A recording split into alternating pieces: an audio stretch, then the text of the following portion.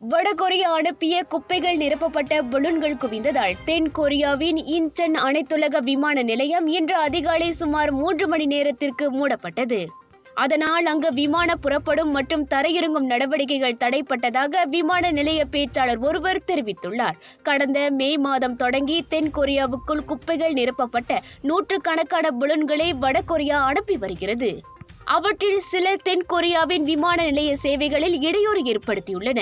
குறிப்பாக இன்சென் நிலையம் வந்தடைந்த 8 சரக்கு விமானங்கள் தென் கொரியாவின் ஜொங்ஜூ மற்றும் ஜேஜூ விமான நிலையங்களுக்கு திருப்பிவிடப்பட்டதாக கூறப்படுகிறது. எனினும் உள்நாட்டு நேரப்படி அதிகாலை மணி 1க்கும் 4க்கும் இடைப்பட்ட நேரத்தில் ஓடுபாதைகள் மீண்டும் திறக்கப்பட்டதை தொடர்ந்து விமான சேவைகள் வழக்கத்துக்கு திரும்பின. கடந்த 2 நாட்களில் மட்டும் தென் கொரியா அனுப்பிய நூற்றுக்கணக்கான பலூன்கள் தென் கொரிய தலைநகர் சியோல் உட்பட அதை சுற்றியுள்ள பகுதிகளில் விழுந்ததாக அந்நாட்டு ராணுவம் கூறியுள்ளது.